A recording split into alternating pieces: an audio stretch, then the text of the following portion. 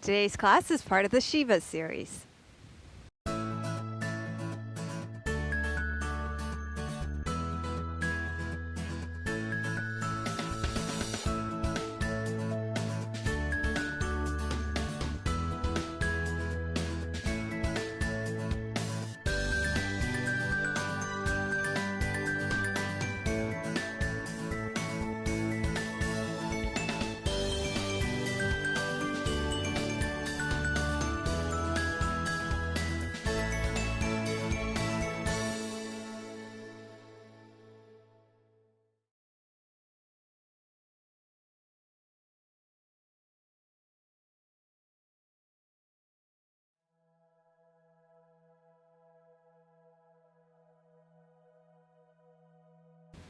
Hi, I'm Dr. Melissa West, and welcome to episode 146 of Namaste Yoga. Today, we're talking about Shiva's destruction of the demon Tripura, or confronting our mortality and discernment on the spiritual path. So thank you to Squeeze Yoga Clothing for our awesome clothing. Today I am wearing the brand new charcoal bamboo squeeze top with the Tibetan Om on it. This is one of the most awesome new bamboo tops because for some unknown reason, the charcoal colored ones are the most soft bamboo tops. Why? Donna and I can't figure it out. Maybe gray just makes softer bamboo tops, but it's really nice, and the gray is just lovely. The color turns out really lovely. So, oh yeah, and I'm wearing the black leggings with the Om Mani Padme Om on the bottom.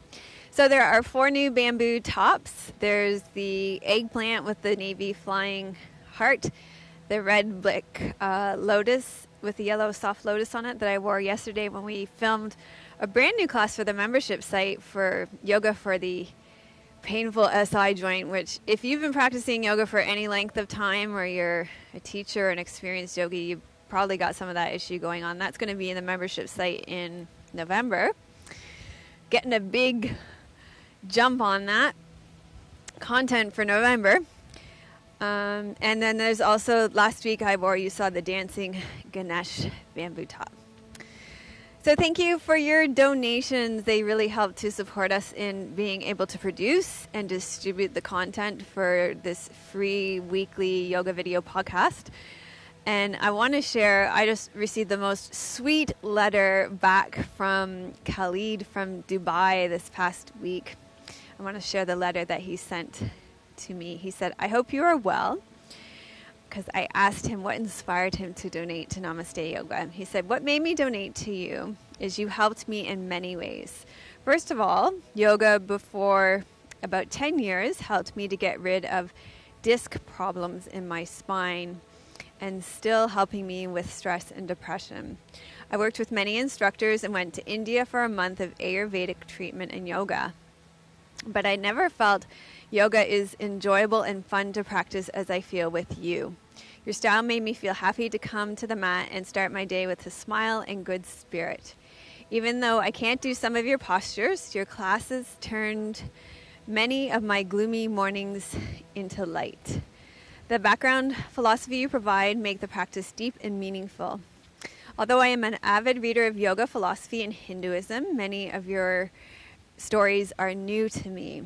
You explain the words easily, and your way of narrating it into stories make it very enjoyable. I've watched many of your videos, so I wanted to donate." So Khalid is actually a poet, so I've included one of his poems at the end of today's practice. So I've also included it in the show notes as well with a link to his website so that you can also enjoy his poetry as well. So thank you, Khalid, and I know you'll be watching this. Thank you, and everybody check out his poetry because it's very beautiful. And thank you for watching the show, and thank you for your kind donation. Okay, so thank you for leaving your comments on iTunes and YouTube. And, you know, I just love hearing from you. We're starting this new thing up in my newsletter where we're going to do viewer profiles. People are loving this. So if you're interested in doing this, which everybody is, because we want to know about you, and people are interested in sharing their stories, because so far I kind of share your stories a bit here, but I get to hear your stories, and everybody should get to hear your stories of how Namaste Yoga has impacted you in your life. And it's so interesting. So if you're interested in sharing that with me, just send me an email, and we'll share that. Send me your photo, and that would be fantastic. And I'll send you a little, it's really simple, little forms like your name, where you live, what you do, your age, and a photo, and how Namaste Yoga has impacted you. Because what I want to show is how diverse our population is. It's amazing, because there's people doing yoga all over the world. Men, women, young, old, in a diversity of occupations, you know, like poets and people working in the service industries, in factories, and doctors and lawyers, and like from all walks of life. It's so amazing. So I want to be able to communicate that to you. It's just amazing. I just think that's amazing. So I just love the diversity of our audience. So I kind of got on a rant there, because I was talking about how you can leave comments. And if you go to thankyoumelissa.com, that's where you can find out how to leave comments. Thank you for making us Canada's most popular online yoga show. Like us on Facebook at Your Namaste Yoga. Come be a member if you want more content. We just put new content on the membership site. Oh my God, the members are going nutso over what is probably one of my most favorite videos and one of my favorite topics, digestion. Yoga for digestion. That was on our weekly challenge this week, and maybe this is kind of a pun, but the members are eating it up. They just love that video. It's fun. And we also did the 5 bhavas. They're 5 20 to 30 minute videos. And I don't know, I think they're busy with the digestion video right now. So we'll see how they do with that. Maybe we're going to have to put the bhavas videos in the next week's challenge, see how they're enjoying that. Anyway, become a member if you're not already. You get more content. Spend more time with me. It's fun. We want to give a shout out to some of our members this week. So hello. This will also tell you like how there are people from all over the world. It's just, this kind of gets me excited. So Tim's telling me to be quiet. Okay. Hello to Linda from Rotterdam. She is an amazingly active member on our membership site. And let me just tell you, she has a food blog that we all follow. It's an amazing food blog. Hi to my friend Jen. She's in the US. She's one of my closest friends. Hi to Betty from the UK. Hi to Lisa. She's my neighbor, like 2 doors down, and she's an amazing healing intuitive. Check her out, Wisdom of the Heart on Facebook. And she was actually the inspiration for the 40-day personalized sadhanas too. So, hi to Sandy, one of my closest friends in Windsor, Ontario, an amazing artist. Cornelia from Germany. She's a very active member on the membership site too. She just posted this morning this really cute post about how somebody put a cartoon up about make me at peace but do it quickly, and she put a funny comment up about that this morning. Hi to Siobhan from Ireland, the creator of Flourish Fest. Hello Julie, one of my local students from Whitby, Ontario. Hi to Vivian from Australia, and Katie from Pickering, who's so graciously gifted us her cottage this summer, and then we filmed the 5 kosha videos there, and those of your members just loved the backdrop for that. So hello to those members. Okay, how about we do some yoga? Lie back and let me tell you this great story.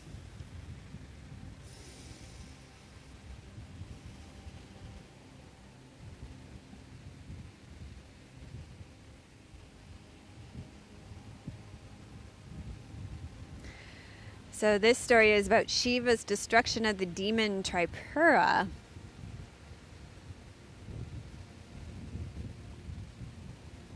Go ahead and really make yourself comfortable and settle in.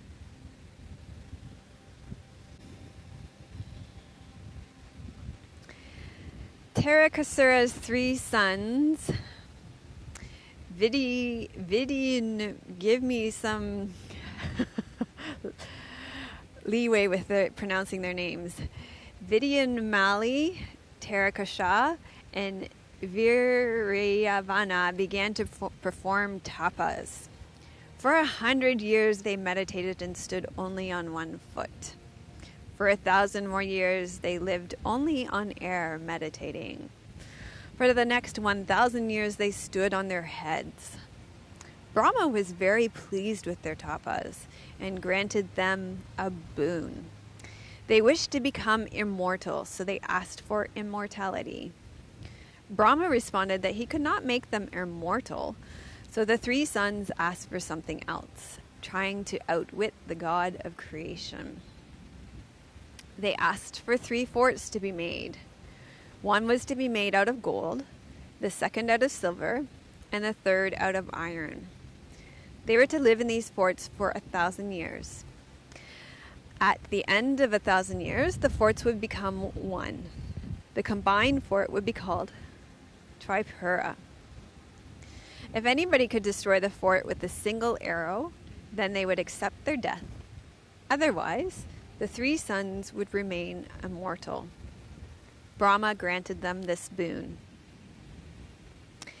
The demons lived in their forts, each of which were as big as a city unto themselves, and they began to flourish. The gods did not like this at all.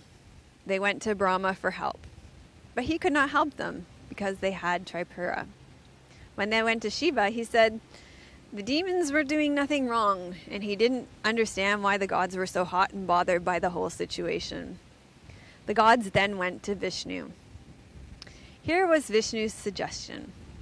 If the demons were doing nothing wrong, the solution was to tempt them into doing something wrong.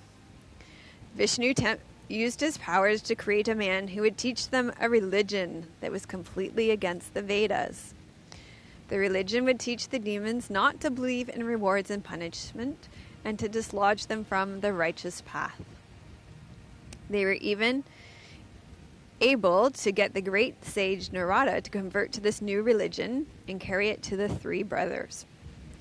In no time at all 3 brothers were converted to the new religion and had even stopped worshipping the Shiva Linga. The gods went to Shiva and tattletaled on the demons. They had even given up on the Vedas and stopped worshipping the Shiva Linga, they told Shiva. Well, this was enough to convince Shiva to destroy the Tripura. A chariot, bow, and arrow were assembled, and with Brahma as the charioteer, the chariot was driven towards the Tripura. Of course, by this time 1,000 years had passed, and the 3 forts had become a single fort of Tripura. Shiva used his divine Pashupata into his arrow and shot it at the Tripura. The arrow burnt up Tripura into ashes, and the day was saved. So, what can we take from this story? Firstly, we can go back to the demon's desire for immortality and reflect on our own fear of death and aging. It is something that will happen to all of us, and something that many spiritual traditions spend a great deal of time reflecting on. None of us are going to get out of here alive. There is no possible way to escape death. Nobody ever has. Death is certain, and the time of our death is uncertain. Reflecting on this helps us to gain an understanding of the shortness and preciousness of life and how to make it more meaningful. Each moment we live brings us closer to the end of our life. The duration of our lifespan is uncertain. Young people can die before old people, and the healthy before the sick. This is a difficult one to consider in such a body-centered practice as yoga, and it is an important one to reflect on. The weakness and fragility of our body contributes to life's uncertainty.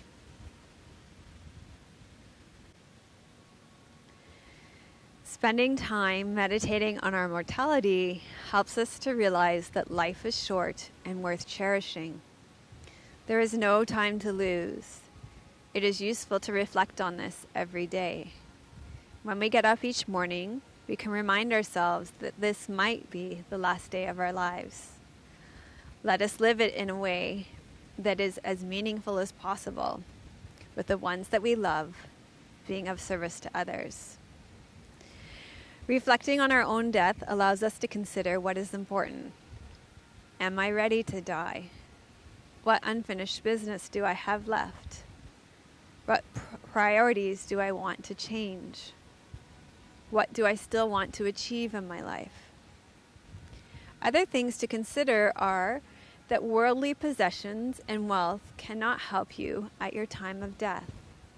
You cannot even take your friends and relative with you as you pass over. Even your physical body must be left behind as you die.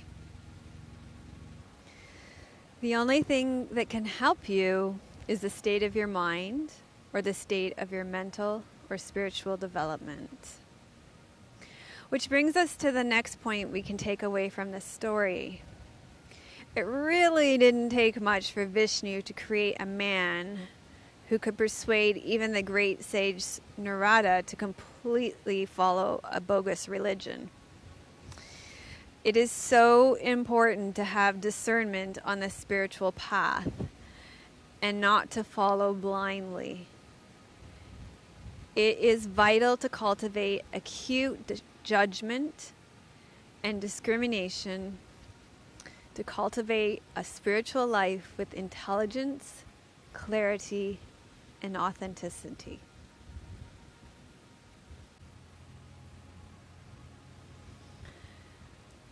So reflect on these two themes that we're pulling out of this class today, out of the story rather.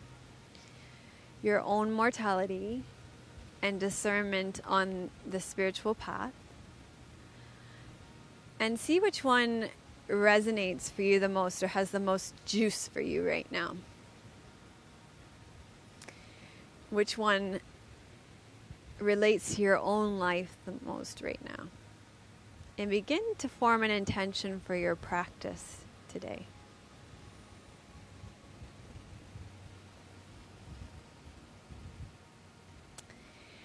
And then you can begin to wiggle and stretch out and make your way to roll over on your stomach and meet me on your stomach.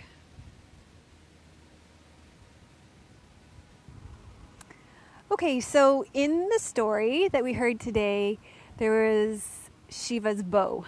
So we're going to practice various versions of bow pose today, from different orientations to gravity in different ways in our body. So we're going to start with a warm-up with half bow pose from here. So lying on your stomach, and just wiggle your hips from side to side.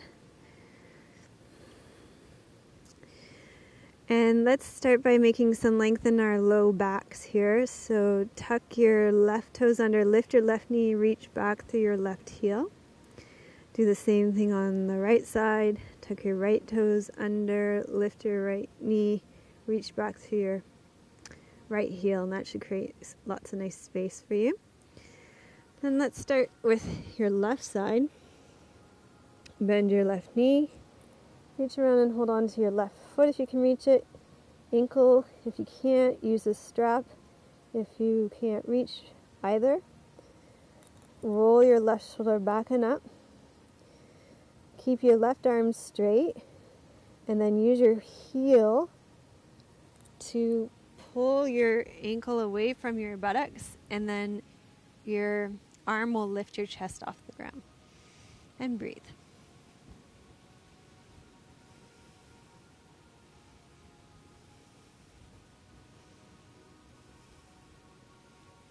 Keep your chin tucked and your ears back over your shoulders.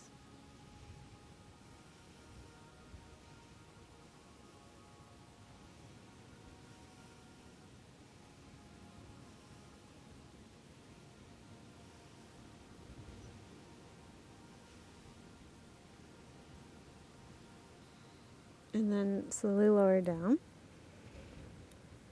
And we'll do the same thing on the other side. Bend your right knee. Reach around and hold onto your right foot if you can reach it. Roll your right shoulder back and up. Press the front of your pelvis into the ground. Inhale. Pull your heel away from your buttocks. Keep your arms straight. Allow that to lift your chest up off the ground. Breathe.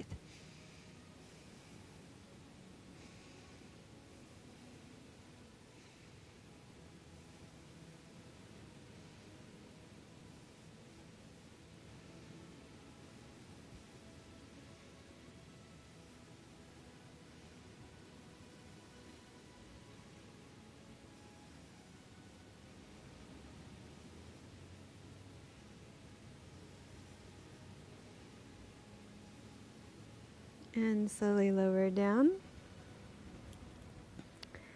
Take your hands up underneath your shoulders. Come up onto all fours. Draw your knees up underneath you. Sit back into child's pose. If child's pose isn't accessible for you, you can always lie on your back with your knees to your chest.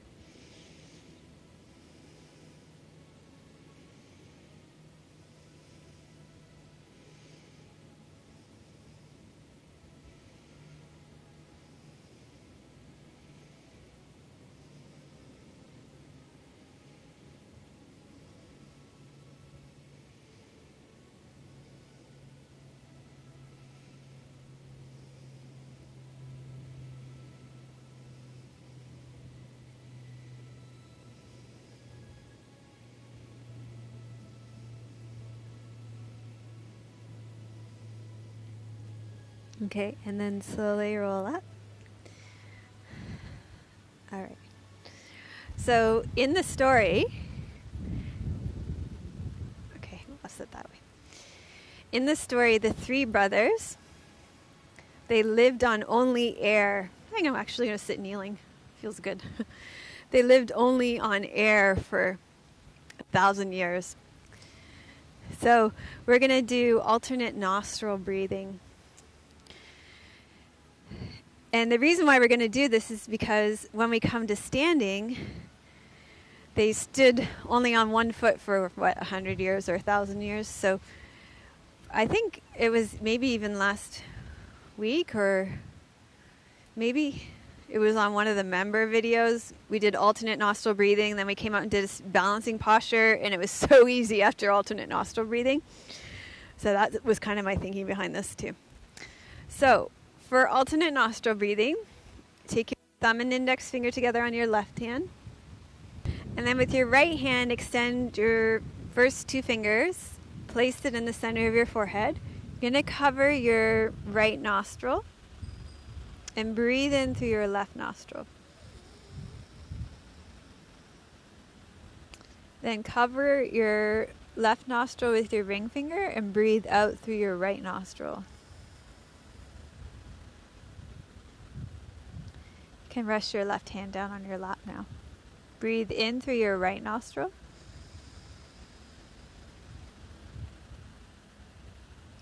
Close your right nostril with your thumb. Breathe out through your left nostril.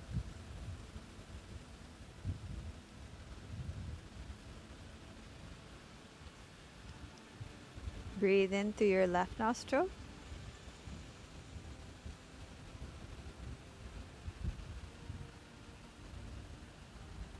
Close your left nostril with your ring finger. Breathe out through your right nostril.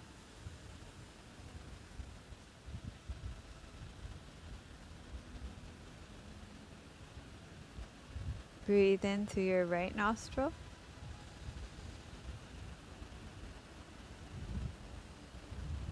Close right, breathe out left.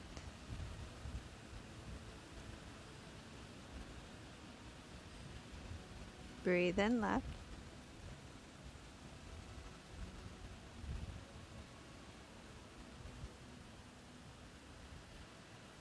Close left, breathe out right.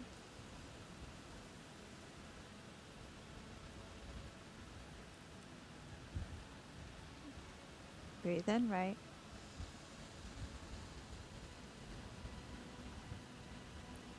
Close right, breathe out left.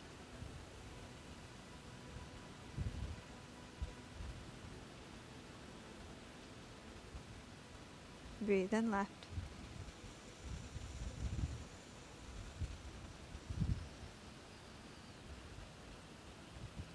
Close left, breathe out right.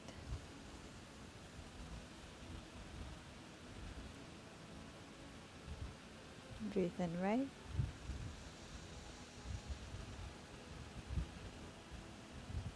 Close right, breathe out left.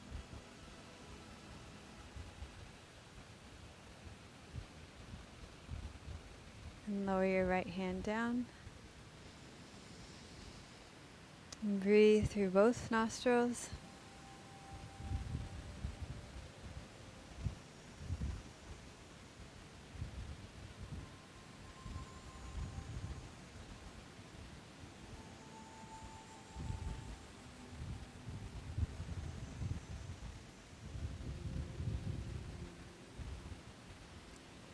Okay. So let's practice another version of bow pose from a different position. I'm going to do it from kneeling now. So come on to all fours.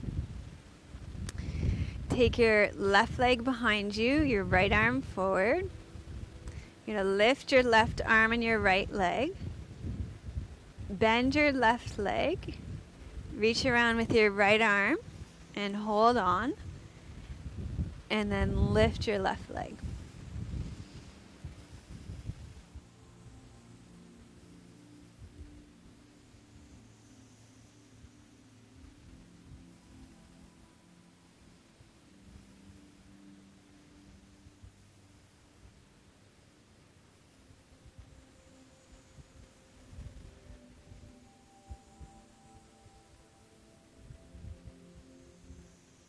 Okay, and then slowly lower down.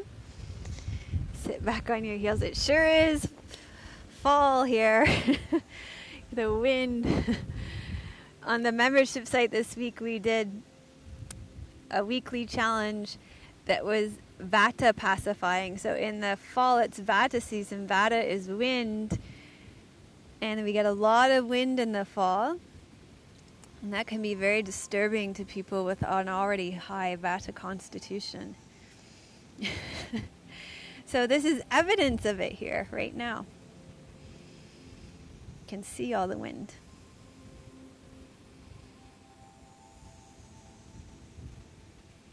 Okay, let's do the other side. It's ridiculous how much wind there is. Okay, so now other side, on all fours again. Take your right leg to the back of the mat, your left arm forward. Lift your left arm and your right leg. Bend your right knee. Reach your left arm around and behind. Hold on to your left foot. Lift up. The more pieces I take off the ground, the more I feel like I'm going to get blown away.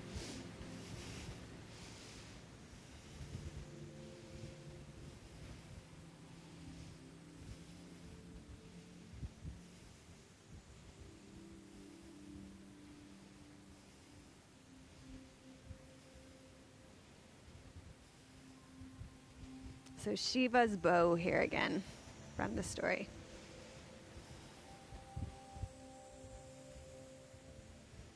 We just have to move to Australia now, this time of year where it's becoming summer again. Okay. We just go where Vivian lives in Australia now. Okay. Sit back on your heels and rest. And then we're going to make our way up to standing. So tuck your toes under. You can come through down dog or you can come with me through squatting. And then you can roll up to standing. Okay, so in the story, when the brothers performed their tapas, for 1,000 years they stood on one foot. So we're going to do a bunch of postures where we stand on one foot. So stand on your right foot. And the first one, just draw your left knee up to your chest.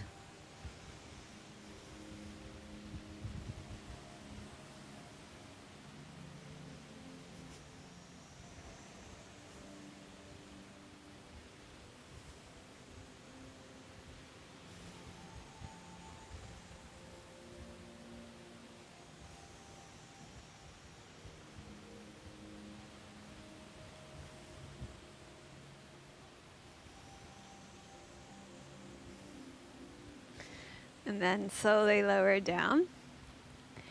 I'll do this on the other side. So now you'll stand on your left foot and draw your right knee up to your chest.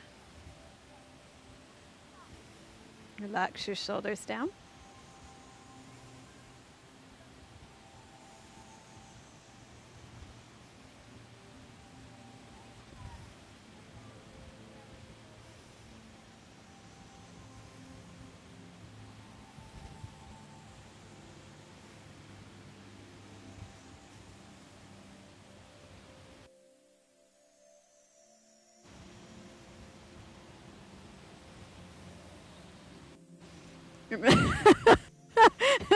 That was just a lead hitting the camera.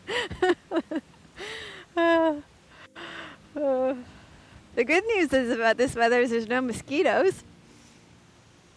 Okay, now let's do tree pose. So stand on your right foot again. Just like these gorgeous trees releasing all their leaves in this wind. Stand on your right foot. You can turn your left toes out to the side. You can keep them on the ground if you're almost going to fall over in the wind.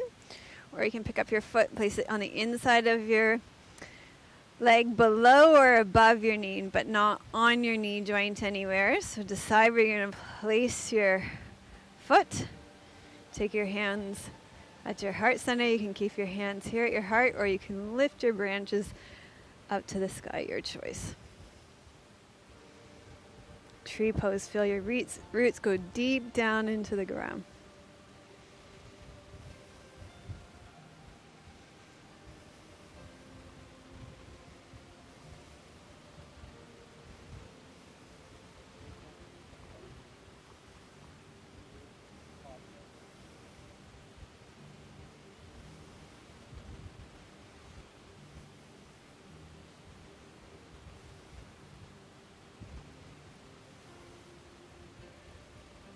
So we have maple trees, oak trees, cedar trees, poplar trees,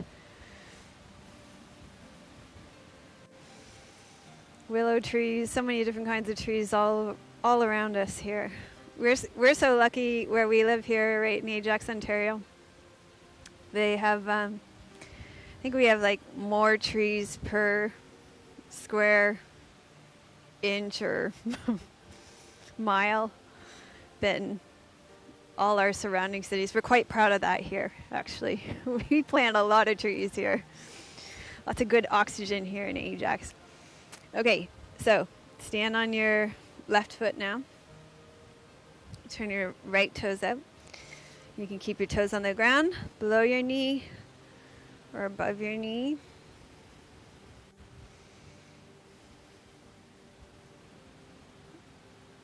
Hands in front of your heart. You can keep them here or lift them above your head, your choice.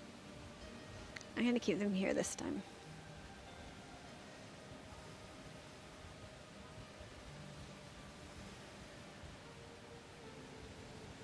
Allow your gaze, your drishti, to focus on something that's not moving.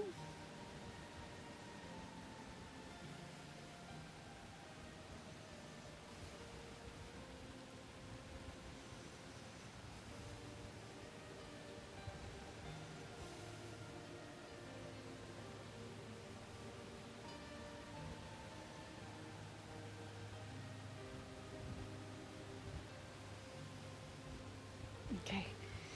And then release that pose from your body. I'm going to do a couple more standing on one feet, tavas. Okay. Let's do warrior 3 pose. So we'll start with your right foot again. So take your arms straight up, lift up through your pelvic floor, draw your navel back towards your spine for good core strength. Tip forward. Bring your body as close to parallel to the ground as you can. Imagine these 3 brothers standing on one foot for 1,000 years.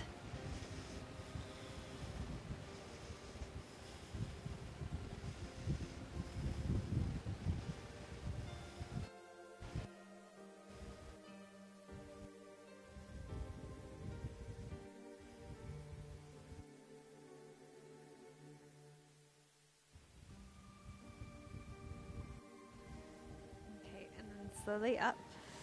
Whew. We'll do that on the other side.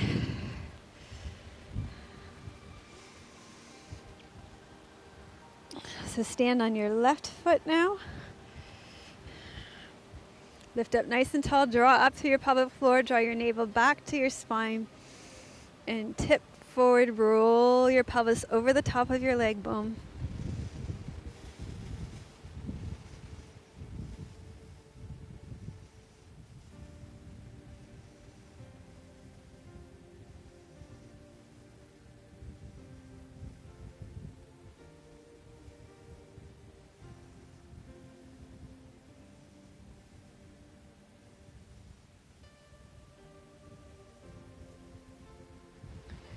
Okay, and then back up.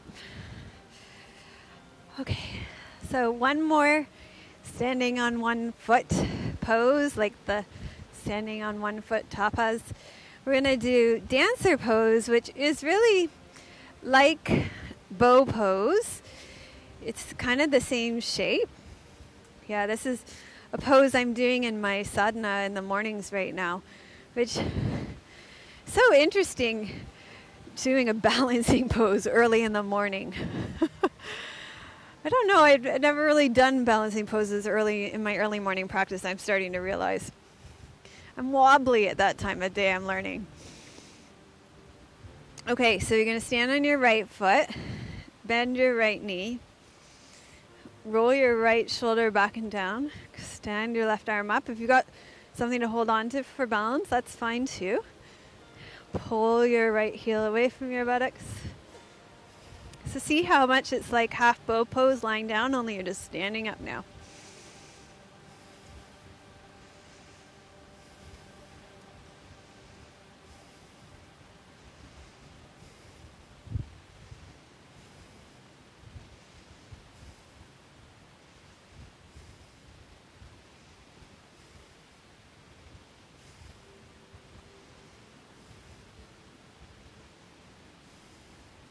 And then slowly release.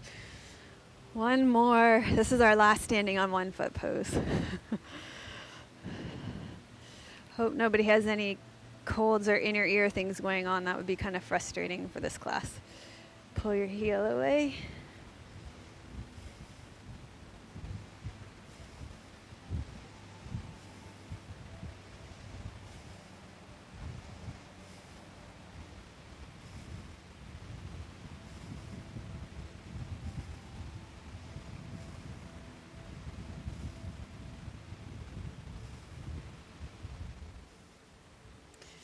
Okay, good. Shake it out. Now we're going to come down. You're going to come onto all fours. Remember this next, the other tapas that the three brothers did was they stood on their head for 1,000 years. So we're going to, these stories are outrageous, aren't they? You're going to stand on your head, only we're not going to do it for 1,000 years. And we're going to do yoga mudra pose. This pose is also called poor man's headstand sometimes. So let me show you the way that I like to come into this pose. And I'm going to demonstrate it for you. I'm going to demonstrate it for you fairly quickly and not stay in it very long because of my migraines, okay? And you're going to do it. So here's how it goes. You're going to come onto all fours. You're going to place the top of your head on the ground. And this part of your head is quite tender. That's normal. One of the things you might want to do, actually I'm going to do this, is use a blanket to make the ground softer. Okay? That's a really good idea.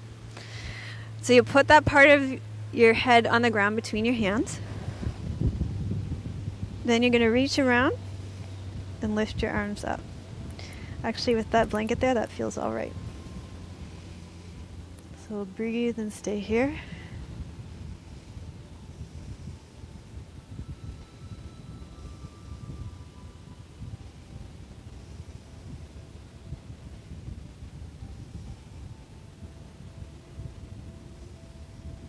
Okay, you stay here.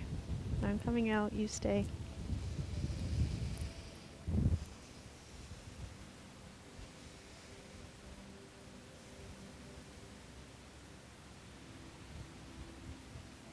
few more breaths.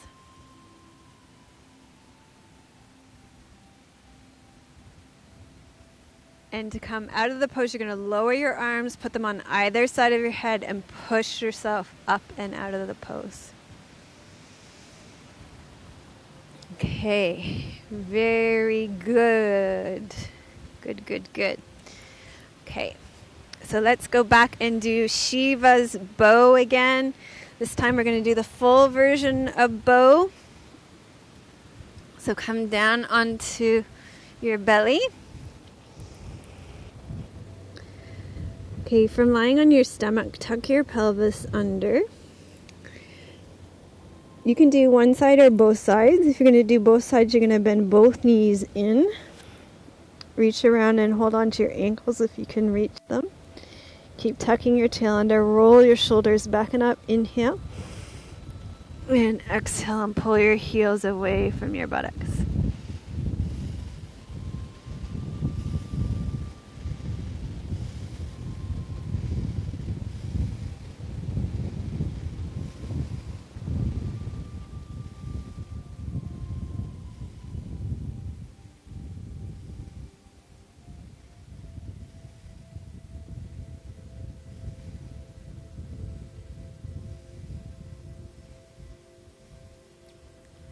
Slowly lower down your shoulders. Push yourself up onto all fours. Come back into child's pose.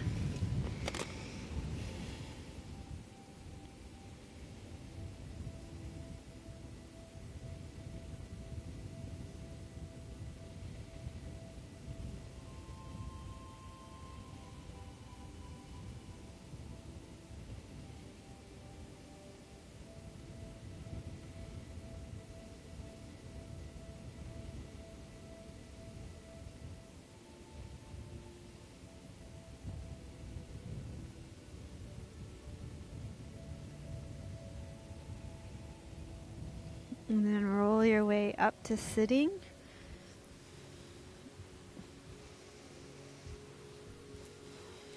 Okay.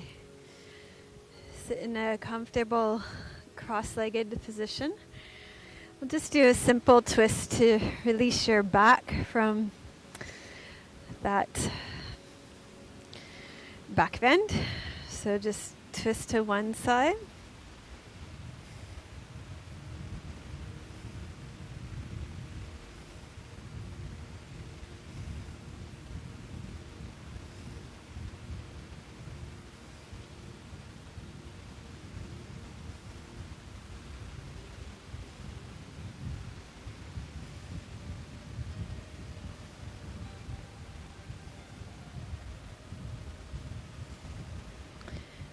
And then twist to the other.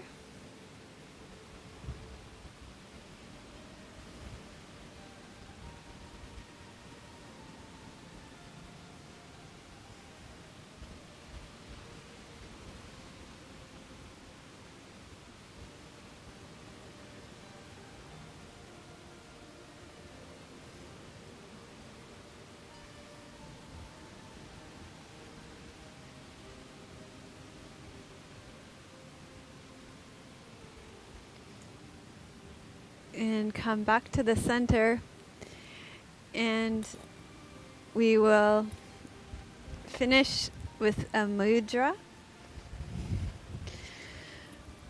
And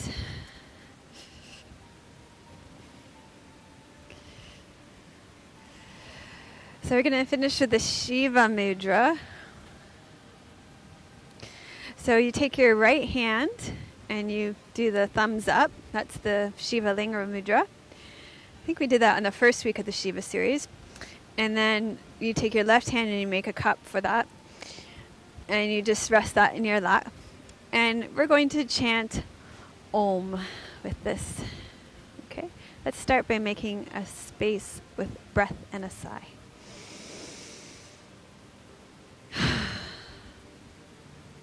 And we'll chant Om 9 times.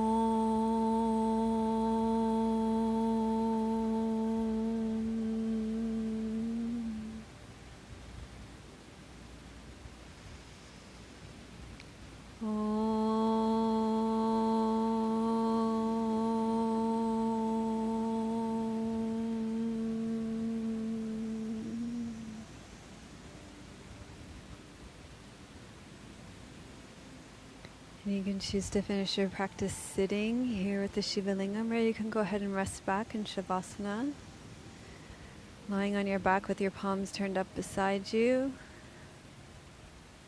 If your low back is tender, you can bend your knees and place your feet flat on the floor.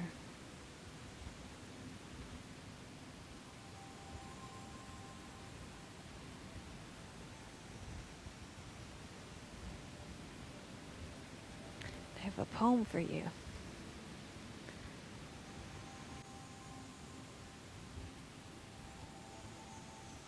So this is called Before We Leave by Khalid Al-Budoor. And to me, it spoke about the preciousness of life and how we need to enjoy every moment of every day when we're thinking about our own mortality. Morning tea is dark, like the night behind our house, where the sun lost its way, and the air did not stop to greet our trees. We gaze at our place where we sat last night. We know we'll leave everything behind us, and won't collect the scattered words between the chairs. Night was long. The candle is dusty and cold like our fingers. Why do we wait for tomorrow, if only to throw our words like pieces of papers on the table and leave?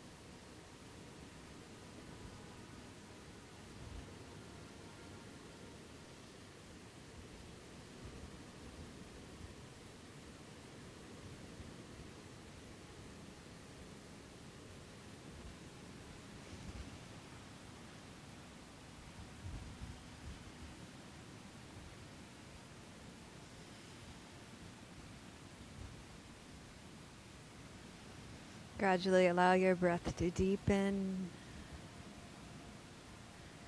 Wiggle and stretch out. Bend your knees and roll to your right side. And make your way up to seated.